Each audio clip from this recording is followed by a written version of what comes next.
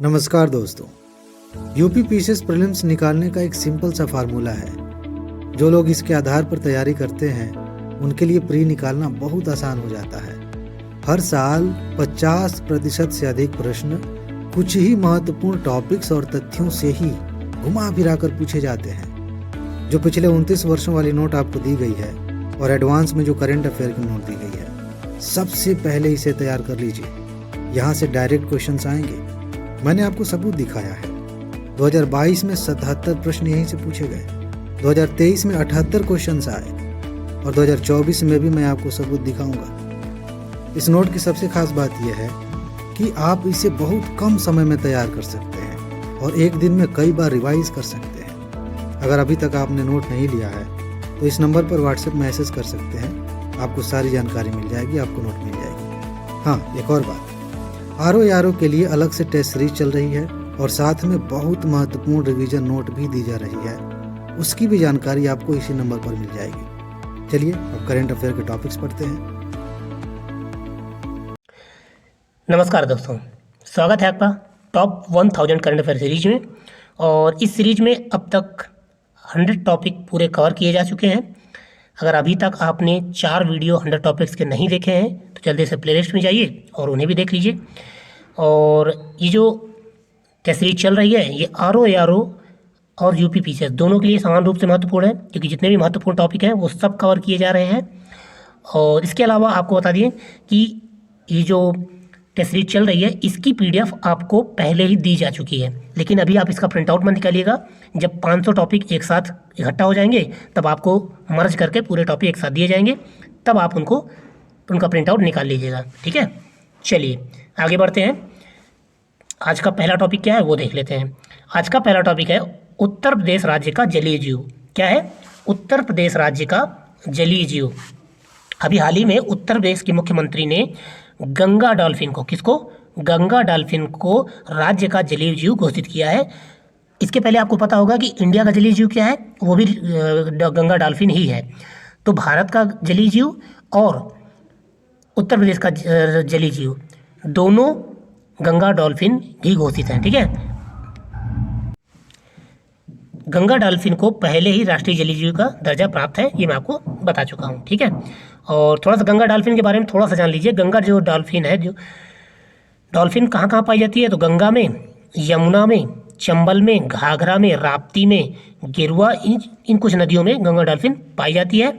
और राज्य में गंगा डॉल्फिन की अनुमानित जो आबादी है वो 2000 के आसपास है। ठीक है, कितनी? 2000 के आसपास गंगा डॉल्फिन की जो अनुमानित आबादी है। और इसकी मौजूदगी अगर किसी नदी में है, अगर किसी नदी में गंगा डॉल्फिन पाई जाती है तो इसका मतलब है कि वो नदी अभी थोड़ी साफ़ सुथरी है, उसकी सेहत अच्छी है। ठीक है, और गंगा डॉल्फिन की जो नवीनतम जनगणना से पता चला है कि अगर केवल गंगा नदी की बात की जाए तो केवल गंगा नदी में अब 50 डॉल्फिन है। 2020 में केवल 41 डॉल्फिन थी, यानी कि अब संख्या, गंगा में डॉल्फिन की संख्या बढ़ गई है। अगर सभी नदियों को मिला दिया जाए तो टोटल 2000 के आसपास डॉल्फिन है, लेकिन केवल गंगा की बात की जाए तो अब लगभग 50 डॉल्फिन है उसमें। ठीक है, चलिए आगे बढ़ते हैं। अगला महत्वपूर्ण टॉपिक है नमो भारत। ये भारत की पहली क्षेत्रीय रैपिड रेल है। ठीक है, जैसे मेट्रो चलती है उसी तरह ये रैपिड रेल चलाई गई है। और प्रधानमंत्री नरेंद्र मोदी ने उत्तर प्रदेश के गाजियाबाद के साहिबाबाद स्टेशन पर रैपिड एक्स ट्रेन का उद्घाटन किया है, जिसे नमो भारत ट्रेन के रूप में जाना जाता है। इन्होंने इसे क्या नाम दिया है? नमो भारत। और यह Delhi Ghaziabad Meerut region rapid transit system corridor में जो ये मतलब बनाया गया है, इसके लिए एक अलग कॉरिडोर बनाया गया है इस। ठीक है, रैपिड एक्स ट्रेन के लिए एक पूरा अलग कॉरिडोर बनाया गया है जो 82 किलोमीटर का है। और दिल्ली और मेरठ के बीच में परियोजना को लागू करने के लिए जो जिम्मेदार कौन है? एनसीआर परिवहन निगम। और एनसीआरटीसी ने इस अवसर पर अपना एक मोबाइल ऐप है वो भी लॉन्च किया है, उसका नाम है रैपिड एक्स कनेक्ट। तो ये आपको याद रखना है, ये कहाँ से कहाँ चलाई जा रही है? दिल्ली से मेरठ के बीच में चलाई जा रही है, 82 किलोमीटर लंबा कॉरिडोर है। ठीक है, चलिए आगे बढ़ते हैं। अगला महत्वपूर्ण टॉपिक है समलैंगिक विवाह। बहुत इंपॉर्टेंट है, सुप्रीम कोर्ट का बहुत बड़ा निर्णय आया है इस पर और बहुत चर्चा में रहा है। 17 अक्टूबर 2023 को सुप्रीम कोर्ट की 5 जजों की संविधान पीठ ने 3-2 से समलैंगिक विवाह को कानूनी मान्यता देने से इनकार कर दिया। बहुत इंपॉर्टेंट है, कानूनी मान्यता नहीं दी गई है समलैंगिक विवाह को सुप्रीम कोर्ट के द्वारा। क्या कहा गया है? संविधान पीठ ने कहा कि विवाह कोई मौलिक अधिकार नहीं है और समलैंगिक विवाह कानून बनाने का मामला संसद को पर छोड़ा गया है। मतलब कि सुप्रीम कोर्ट ने कहा कि देखो इस मामले में हम कोई निर्देश नहीं दे सकते, क्योंकि पहली बात तो विवाह एक मौलिक अधिकार नहीं है और दूसरी बात कानून बनाने का काम संसद का है। ठीक है, और यह विवेक जो ये समलैंगिक विवाह है, यह विशेष विवाह अधिनियम 1954 के प्रावधानों को खत्म नहीं कर सकता है। ठीक है, आगे सीजेआई चंद्रचूड़ हैं और जो न्यायमूर्ति कौल है, इन दोनों लोगों ने समलैंगिक जोड़ों के लिए सिविल यूनियन के विस्तार का समर्थन किया है ना, कि मतलब एक ऐसा कानून जिसमें इनको समान सभी तरह से समान दर्जा दिया जाए, ऐसा सिविल यूनियन कानून के समर्थन किया है सीजेआई ने। ठीक है, चलिए आगे बढ़ते हैं। अगला महत्वपूर्ण टॉपिक है statue of equality. Statue of equality ये किसके लिए बनाया गया है? कि बाबा साहब भीमराव अम्बेडकर के लिए बनाया गया है। लेकिन महत्वपूर्ण बात यह है, पहली बार बाबा साहब भीमराव अम्बेडकर की इतनी बड़ी मूर्ति भारत के बाहर बनाई गई है। ठीक है, कहाँ पर बनाई है? यूएसए में। यूएसए में कहाँ पर? मैरीलैंड शहर में। यूएसए के मैरीलैंड शहर में भारतीय संविधान के निर्माता डॉक्टर भीमराव अम्बेडकर की देश से बाहर सबसे ऊंची कितनी 19 फुट की प्रतिमा स्टैचू ऑफ इक्वेलिटी का अनावरण किया गया। तो बस आप ये याद रखिएगा, यूएसए के मैरीटाइम में ये बाबा साहब अम्बेडकर की 19 फीट मैरीलैंड में, यूएसए के मैरीलैंड में 19 फीट ऊंची बहुत ही बड़ी प्रतिमा, भारत के बाहर सबसे बड़ी प्रतिमा। भारत के अंदर तो इससे भी बड़ी प्रतिमाएं हैं, लेकिन भारत के बाहर अगर देखा जाए तो सबसे बड़ी प्रतिमा यही है। ठीक है, चलिए अगला टॉपिक है विश्व के सर्वश्रेष्ठ पर्यटन गांव। हुआ ये कि संयुक्त राष्ट्र विश्व पर्यटन जो संगठन है UNWTO, इसके द्वारा गुजरात के कच्छ जिले जो कच्छ जिला है, इसके धोर्डो, क्या नाम है? धोर्डो कहा जाता है। इस गांव को विश्व के 54 सर्वश्रेष्ठ पर्यटन गांवों में से एक के रूप में मान्यता दी है। कौन सा गांव? धोर्डो गांव। तो कहाँ है? गुजरात में। और 54 कुल मिला के गाँव पूरे विश्व में सिलेक्ट किए गए थे, उनमें से भारत का धोर्डो गांव शामिल है। कच्छ में स्थित धोर्डो जो गांव है, ये अपनी समृद्ध संस्कृति और आतिथ्य के लिए प्रसिद्ध है और प्रसिद्ध 100 दिवसीय रण उत्सव के अतिरिक्त अपने जटिल जो मिट्टी शिल्प है और मुतवा कढ़ाई है, इसके लिए भी जो गेस्ट आते हैं, अतिथि आते हैं, उनको आकर्षित करता है। UNWTO ने इस तीसरे संस्करण में लगभग 260 आवेदनों में से 54 गांवों को चुना था। ठीक है, और इसके अतिरिक्त 20 गांव अपग्रेड कार्यक्रम में शामिल हो गए हैं। इन 20 गांवों की सूची में भारत के मध्य प्रदेश का मांडला गांव भी शामिल है। ठीक है, चलिए अगला महत्वपूर्ण टॉपिक है पहला नैनो DAP संयंत्र। आपने नैनो यूरिया सुना होगा, लेकिन अभी जो नैनो DAP है वो भी चर्चा में है। नैनो DAP संयंत्र कहाँ स्थापित किया गया है? पहला, ये देख लीजिए, गृह मंत्री अमित शाह ने गुजरात के गांधीनगर के कलोल में भारत के पहले नैनो तरल डाई अमोनियम फास्फेट संयंत्र का उद्घाटन किया है। DAP का फुल फॉर्म क्या है? Di ammonium phosphate. और इसके पहले प्रधानमंत्री नरेंद्र मोदी ने 2021 में नैनो यूरिया को मंजूरी दी थी और जून 2022 में गांधीनगर जिले के कलोल में ही इफ्को द्वारा 175 करोड़ की लागत से नैनो तरल यूरिया प्लांट का उद्घाटन भी किया गया था। ठीक है, तो ये दोनों बात आप याद रखिएगा। अगला टॉपिक है ISO प्रमाणित पहला महिला पुलिस थाना। ISO प्रमाणित पहला महिला पुलिस थाना। तो मध्य प्रदेश के भोपाल का महिला थाना जो है वो ISO द्वारा प्रमाणित होने वाला पहला भारत का महिला पुलिस केंद्रित पुलिस स्टेशन बन गया है। ठीक है, तो ISO द्वारा प्रमाणित पहला महिला पुलिस थाना कौन सा है? तो ये मध्य प्रदेश के भोपाल का जो महिला थाना है वो है। ठीक है, इतना याद रखना है। आगे भारत का तीसरा नेशनल एजिंग सेंटर कहाँ स्थापित किया गया है? तो इसी के साथ हम पहला और दूसरा भी देख लेंगे। तो और इम्पॉर्टेंट इसलिए है तीसरा वाला क्योंकि ये उत्तर प्रदेश का है, इसलिए मैंने इसको कवर किया है।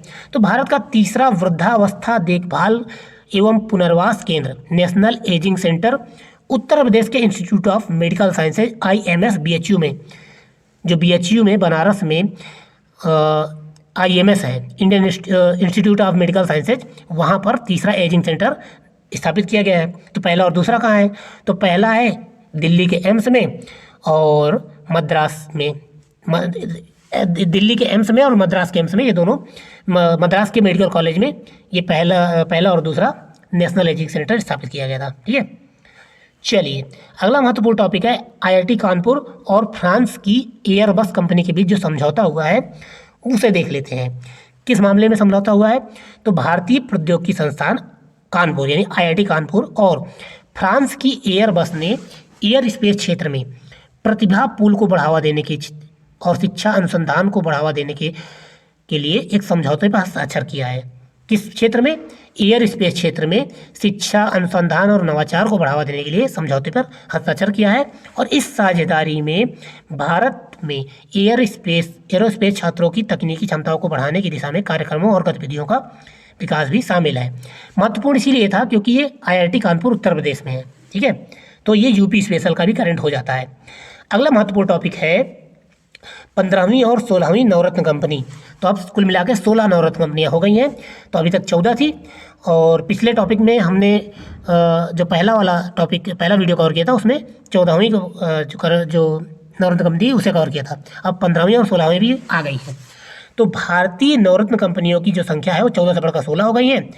और रेल मंत्रालय के तहत इरकॉन इंटरनेशनल लिमिटेड IRCON जो कंपनी है इसे और राइट्स लिमिटेड RITES लिमिटेड को क्रमशः में 15वें और 16वें नवरत्न के रूप में दर्जा प्रदान किया गया है। और जो दोनों कंपनियां हैं वो केंद्रीय सार्वजनिक क्षेत्र की उपक्रम, ये PSU है एक प्रकार की। ठीक है, और अब थोड़ा सा दोनों कंपनियों के बारे में थोड़ा सा जानकारी ले लीजिए। जो इरकॉन है वो भारतीय रेलवे के निर्माण कार्यों का संचालन कर रही है। इसकी मुख्य क्षमता है वो रेलवे, राजमार्ग और extra high tension sub station engineering और निर्माण में है। ठीक है, इसके अलावा अगर बात की जाए राइट्स लिमिटेड की, तो भारत में अग्रणी परिवहन इंफ्रास्ट्रक्चर परामर्श और इंजीनियरिंग फर्म है। यह परिवहन, शहरी इंजीनियरिंग, बंदरगाह, जलमार्ग और ऊर्जा प्रबंधन के लिए विभिन्न क्षेत्रों में सेवाएं प्रदान करती है। ठीक है, तो ये था दोनों जो नई नवरत्न कंपनियां बनी हैं उन दोनों के बारे में। अगला महत्वपूर्ण टॉपिक है विश्व के सर्वश्रेष्ठ नियोक्ता। इसकी एक सूची जारी की गई है। जो विश्व के सर्वश्रेष्ठ नियोक्ताओं की सूची जारी की है उसमें भारत की एक कंपनी को शामिल किया गया है। वो कंपनी कौन सी है? तो भारत के सबसे बड़े एकीकृत ऊर्जा समूह NTPC लिमिटेड। NTPC के बारे में आप खूब अच्छे से जानते होंगे। ये जो कंपनी है इसे फोर्ब्स द्वारा जारी वर्ल्ड की सर्वश्रेष्ठ नियोक्ता सूची में मतलब स्थान दिया गया है, इसीलिए इम्पॉर्टेंट है। और ये जो विश्व रैंकिंग है इसमें शीर्ष 700 कंपनियों में 261वें स्थान पर NTPC को शामिल किया गया है। और ये भारत का एकमात्र ऐसा संस्थान है जिसे इस रैंकिंग में शामिल किया गया है। ओके, चलिए अगला महत्वपूर्ण टॉपिक है वर्ष 2022-23 में खाद्यान्न उत्पादन। भारत में खाद्यान्न उत्पादन, ऐसे आंकड़े पूछे जाते हैं इसलिए मैंने इसको कवर किया हुआ है। कई बार पहले भी पूछे जा चुके हैं UPPCS में। ठीक है, तो कृषि एवं किसान कल्याण विभाग द्वारा वर्ष 2022-23 के लिए प्रमुख फसलों के उत्पादन का अंतिम अनुमान जारी किया गया है। तो अंतिम अनुमान क्या है वो देख लेते हैं। अंतिम अनुमान के अनुसार भारत में कुल खाद्यान्न उत्पादन रिकॉर्ड 3296.87 लगभग 3297 लाख टन होने का अनुमान है, जो वर्ष 2021-22 के दौरान प्राप्त 3156.16 लाख टन खाद्यान्न उत्पादन से 140.71 लाख टन अधिक है। ठीक है, तो पिछले वर्ष की अपेक्षा इस वर्ष 140.71 लाख टन अधिक खाद्यान्न उत्पादन हुआ है। और कुछ महत्वपूर्ण फसलों का अगर उत्पादन देख लिया जाए तो चावल का उत्पादन 1357.55 लाख टन हुआ है। गेहूं का उत्पादन 1105.54 लाख टन हुआ है। और जो मोटा अनाज है उसका उत्पादन 573.19 लाख टन हुआ है। और दालों का उत्पादन 260.58 लाख टन दालों का उत्पादन हुआ है। तो बस यही है इंपॉर्टेंट, देख लीजिए। ये आंकड़े अगर एक बार आप पढ़ लेंगे तो हो सकता है वहाँ पर क्लिक कर जाए, वहाँ पर याद आ जाए। ठीक है, अगला महत्वपूर्ण टॉपिक है DG कवच। DG कवच प्रोग्राम क्या है, किसके द्वारा चलाया गया है? तो गूगल ने भारत में ऑनलाइन वित्तीय धोखाधड़ी की जो बढ़ती चिंताओं को दूर करने के लिए DG कवच कार्यक्रम लॉन्च किया है। ऑनलाइन जो धोखाधड़ी होती है ना उससे बचने के लिए अपने नए कार्यक्रम DG कवच के माध्यम से गूगल का लक्ष्य घोटालेबाजों द्वारा अपनाई गई रणनीतियों को समझकर और जवाबी उपायों को लागू करके इन धोखाधड़ी गतिविधियों का मुकाबला करना है। मतलब कि जो धोखाधड़ी करने वाले लोग होते हैं, जो फ्रॉड लोग होते हैं, वो नई नई टेक्नोलॉजी इस्तेमाल करते हैं।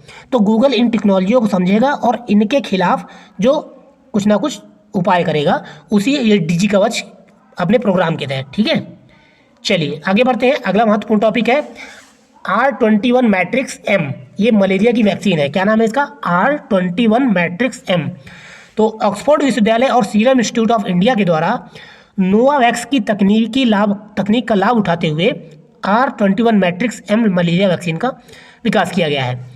किसने किया है? ऑक्सफोर्ड विश्वविद्यालय और serum institute of India. Important इसीलिए है क्योंकि इसमें सीरम इंस्टीट्यूट ऑफ इंडिया भी शामिल है। और इस वैक्सीन का नाम क्या है? R21 matrix M. सीधे सीधे आएगा। हाल ही में चर्चा में रहा R21 मैट्रिक्स M1 क्या है? तो ये एक मलेरिया वैक्सीन है। किसके द्वारा विकसित किया गया है? तो ऑक्सफोर्ड विश्वविद्यालय और सीरम इंस्टीट्यूट ऑफ इंडिया के द्वारा विकसित किया गया है। इसे हाल ही में आवश्यक सुरक्षा और गुणवत्ता और प्रभावशीलता मानकों को पूरा करने के बाद 2 अक्टूबर 2023 को WHO के द्वारा मान्यता प्रदान की गई है और अनुशंसित भी किया गया है। ठीक है, चलिए अगला बढ़ते हैं। अगला महत्वपूर्ण टॉपिक है क्षुद्रग्रह साइकी। क्या है? साइकी एक क्षुद्रग्रह है। वो क्यों चर्चा में है? तो नासा ने क्षुद्रग्रह साइकी के अध्ययन के लिए एक अंतरिक्ष यान लॉन्च किया है जो हमारे सौर मंडल में ज्ञात लोहा, निकिल, सोना और अन्य धातु समृद्ध क्षुद्रग्रहों में सबसे बड़ा है। अगर कोई क्षुद्रग्रह है जिसमें सबसे ज़्यादा लोहा, निकल, सोना वगैरह धातुएं पाई जाती हैं तो वह है साइकी। और इस पर नासा ने अपना एक मिशन भेजा है। और जो क्षुद्रग्रह साइकी है ये मंगल और बृहस्पति के बीच में जो क्षुद्रग्रहों की एक बेल्ट है उस बेल्ट में पाया जाने वाला एक सबसे बड़ा क्षुद्रग्रह है। ठीक है, तो ये आप याद रखिएगा। बस आप ये याद रखिएगा कि नासा ने अभी हाल ही में कहाँ पर अपना किस क्षुद्रग्रह पर अपना एक मिशन भेजा है? तो क्षुद्रग्रह साइकी है। ठीक है, आगे एक महत्वपूर्ण टॉपिक है कि बर्ड फ्लू से मुक्त घोषित किए गए भारत के राज्य कौन कौन से हैं। भारत के कुछ राज्यों को बर्ड फ्लू से मुक्त घोषित किया गया था और जो विश्व की एक पशु स्वास्थ्य संगठन है उसने भी अब इसे मतलब स्वीकार कर लिया है। तो चर्चा में इसलिए है कि विश्व पशु स्वास्थ्य संगठन WOAH ने महाराष्ट्र, तमिलनाडु, उत्तर प्रदेश और छत्तीसगढ़ में जो विशिष्ट पोल्ट्री कंपार्टमेंटों में अत्यधिक रोगजनक avian influenza HPAI bird flu है, इससे मुक्ति की भारत की सो घोषणा को मंजूरी दे दी है। भारत ने अपने इन चारों राज्यों में एवियन इन्फ्लुएंजा से मुक्त घोषित कर दिया था। फिर इसके बाद अभी हाल ही में विश्व पशु स्वास्थ्य संगठन ने भी इस स्वघोषणा को मान्यता प्रदान कर दी है। ठीक है, तो WOAH के द्वारा यह मान्यता अंतर्राष्ट्रीय जैव सुरक्षा मानकों के प्रति भारत की प्रतिबद्धता को दर्शाती है। इससे अब लाभ क्या होगा? इससे लाभ ये होगा कि हमारा जो पोल्ट्री फार्म है उससे जो अंडा उत्पादन होता है, जो चिकन जो मांस है उसका उत्पादन करते हैं, तो विदेशों में हम इसको निर्यात करने में बढ़ोतरी होगी। भाई अगर एक वैश्विक संस्था ने हमें ये प्रमाणित कर दिया है कि हमारा चिकन, हमारा पोल्ट्री फार्म, जो हमारे अंडे हैं वो इस रोग मुक्त हैं, तो ज़्यादा से ज़्यादा देश हमारे यहाँ के मांस को खरीदना चाहेंगे, तो हमारा निर्यात बढ़ेगा। तो यही फ़ायदा है। ठीक है, चलिए आगे बढ़ते हैं। भारत में वर्तमान में विश्व में, अब ये थोड़े से आंकड़े भी देख लेते हैं कि भारत वर्तमान में विश्व में अंडे का तीसरा सबसे बड़ा उत्पादक है। तीसरा सबसे बड़ा उत्पादक कौन है? भारत है अंडे का। और पोल्ट्री जो मांस है, चिकन है, इसका 5वां सबसे बड़ा उत्पादक भारत है। भारत में बर्ड फ्लू की पहली बार है 2006 में महाराष्ट्र में पाया गया था। ये भी आप याद रखिएगा। ठीक है, चलिए देखते हैं अगला टॉपिक। अगला टॉपिक है आयरन बीम। क्या है? Iron beam. आपने आयरन डोम का नाम सुना होगा। ये इजराइल की एक रक्षा प्रणाली है। उसी तरह इजराइल ने आयरन बीम बनाया है। बीम क्या? जाहिर सी बात है, आप लेजर का नाम सुने होंगे, तो लेजर बीम, तो लेजर बीम को इन्होंने आयरन बीम नाम दिया है। और इजराइल की जो रक्षा कंपनी है राफेल एडवांस डिफेंस सिस्टम, इसके द्वारा विकसित अपनी नई लेजर आधारित आयरन बीम मिसाइल रक्षा प्रणाली का परीक्षण किया है। तो ये मिसाइल रक्षा प्रणाली है आयरन बीम। और जो आयरन बीम है ये फाइबर लेजर का उपयोग करके कम दूरी के रॉकेटों को सेकंडों के भीतर नष्ट करने के लिए डिजाइन किया गया है। तो बस आप ये याद रखिए, आयरन बीम किसके द्वारा विकसित किया गया है? इजराइल के द्वारा विकसित किया गया है। अगला महत्वपूर्ण टॉपिक है गगनयान एबॉर्ट मिशन। चूँकि हम जानते हैं कि हम गगनयान की तैयारी कर रहे हैं। गगनयान के तहत 3 जो भारतीय हैं उनको अंतरिक्ष में भेजा जाएगा और इसके लिए लगातार प्रयोग किए जा रहे हैं। तो जाहिर सी बात है कि हम पहली बार में ही तो मनुष्यों को अंतरिक्ष में नहीं भेज देंगे, क्योंकि खतरा है। जब तक कई प्रयोग नहीं किए जाएंगे तब तक ये सफल मिशन नहीं किया जा सकता है। तो उसके पहले कुछ एबॉर्ट मिशन किए जा रहे हैं। एबॉर्ट मिशन मतलब ऐसे मिशन जिनमें रोबोट या फिर ऐसे ही बिना किसी मनुष्य के इनको अंतरिक्ष में भेजा जाएगा और वापस पृथ्वी पर लाया जाएगा। ठीक है। तो यही एक एबॉर्ट मिशन है गगनयान। तो गगनयान का एबॉर्ट मिशन 1 क्या है ये देख लीजिए। तो भारतीय अंतरिक्ष अनुसंधान संगठन इसरो ने गगनयान मिशन के तहत श्रीहरिकोटा में सतीश धवन अंतरिक्ष केंद्र से क्रू स्केप मॉडल मतलब कि अगर अंतरिक्ष यान से मतलब हम गगनयान भेजते हैं अंतरिक्ष में, तो वहाँ से जो क्रू मतलब हमारे जो भारतीय जाएंगे वो वापस कैसे आए, उसे कहते हैं क्रू स्केप मॉडल। तो क्रू स्केप मॉडल जो आएगा उसका पहला परीक्षण एबॉर्ट मिशन 1 के रूप में किया गया है। इसको एबॉर्ट मिशन 1 TVD1 का कहा जाता है। इसका सफल परीक्षण किया गया है और गगनयान का पहला जो उड़ान है वो परीक्षण वाहन एबॉर्ट मिशन 1 TVD1 ये सफलतापूर्वक पूरा किया गया। ठीक है, आगे है TVD1 को 9 मिनट के बाद श्रीहरिकोटा से 10 किलोमीटर दूर बंगाल की खाड़ी में गिराया गया था। अब जाहिर सी बात है कि वापस गिरेगा तो किसी न किसी सागर में, समुद्र में, पानी में ही गिराना पड़ेगा, तो बंगाल की खाड़ी में इसको गिराया गया था। ठीक है, अगला महत्वपूर्ण टॉपिक है भारत में नोकिया की 6G लैब। ठीक है, तो भारत में नोकिया ने अपनी 6G लैब स्थापित की है। तो नोकिया ने 6G तकनीक के विकास में तेजी लाने के लिए कर्नाटक के बेंगलुरु में 6G लैब खोली है और इसका उद्घाटन दूरसंचार मंत्री अश्विनी वैष्णव ने किया था। इसके अलावा ये जो प्रयोगशाला है ये नेटवर्क एज ए सेंसर तकनीक पर शोध करने पर ध्यान केंद्रित करेगी, जो नेटवर्क को ऑनबोर्ड सेंसर के बिना वस्तुओं और गति को महसूस करने में सक्षम बनाती है। ठीक है, तो आप बस याद रखिएगा कि इसे बेंगलुरु में स्थापित किया गया है। आगे अगला महत्वपूर्ण टॉपिक है अबाबील मिसाइल। अबाबील मिसाइल किसकी है? तो पाकिस्तान की ये मिसाइल है, इसको विकसित किया है पाकिस्तान ने और ये सतह से सतह पर मार करने वाली मध्यम दूरी की बैलिस्टिक मिसाइल है। ठीक है, और अबाबील मिसाइल जो है पारंपरिक और परमाणु हथियार दोनों ले जाने में सक्षम है, इसलिए इंपॉर्टेंट है। नाम याद रखिएगा कि अबाबील मिसाइल ईरान की है, पाकिस्तान की है या अफगानिस्तान की है, तो पाकिस्तान की है, बस इतना याद रखिएगा। ठीक है, अगला है महत्वपूर्ण टॉपिक भारत का स्वदेशी स्पेस स्टेशन। भारत का स्वदेशी स्पेस स्टेशन, तो आप जानते हैं कि अंतरिक्ष स्टेशन है जो पूरे मतलब यूरोप और अमेरिका के द्वारा इसको स्थापित किया गया था। इसके बाद चीन ने भी अपना एक स्पेस स्टेशन स्थापित कर लिया है। अब भारत भी एक ऐसा ही स्पेस स्टेशन बनाना चाहता है। तो इसके लिए अभी चर्चा में क्यों है? तो प्रधानमंत्री नरेंद्र मोदी ने इसरो को 2035 तक भारत में निर्मित स्वदेशी अंतरिक्ष स्पेस स्टेशन स्थापित करने और 2040 तक चंद्रमा पर एक भारतीय को उतारने का निर्देश दिया है। यानी कि मोदी जी ने इसरो से कहा है कि आप अपनी टेक्नोलॉजी में, अपने कार्य में प्रगति लाइए और 2035 तक स्पेस स्टेशन स्थापित कीजिए और 2040 तक चंद्रमा पर एक भारतीय को पहुंचाइए। और मोदी जी ने वैज्ञानिकों से अंतर्ग्रही मिशनों की दिशा में भी काम करने का आह्वान किया है। यानी कि उन्होंने ये भी कहा है कि शुक्र पर मिशन भेजिए, मंगल पर मिशन भेजिए, ठीक है, इसके अलावा बुध पर मिशन भेजिए। इस तरह से अंतर्ग्रही मिशनों पर भी लोगों को भेजने का इन्होंने आग्रह किया है। अगला महत्वपूर्ण टॉपिक है गाइडेड मिसाइल डिस्ट्रॉयर इम्फॉल। एक गाइडेड मिसाइल डिस्ट्रॉयर है, उसको नाम दिया गया है इम्फॉल। अब चर्चा में क्यों है? मझगांव डॉक शिपयार्ड जो लिमिटेड है, इसने भारतीय नौसेना को project 15B class guided missile destroyer guard 12706 Imphal का तीसरा स्टेल्थ डिस्ट्रॉयर सौंप दिया है। कौन सा प्रोजेक्ट है? प्रोजेक्ट 15B के तहत ये बनाया गया है और इसके जो सभी जहाज हैं वो P-15B जहाज़ों में पहला है जिसे ब्रह्मोस मिसाइलों से सज्जित किया गया है। इसके अलावा मध्यम दूरी की सतह से हवा में मार करने वाली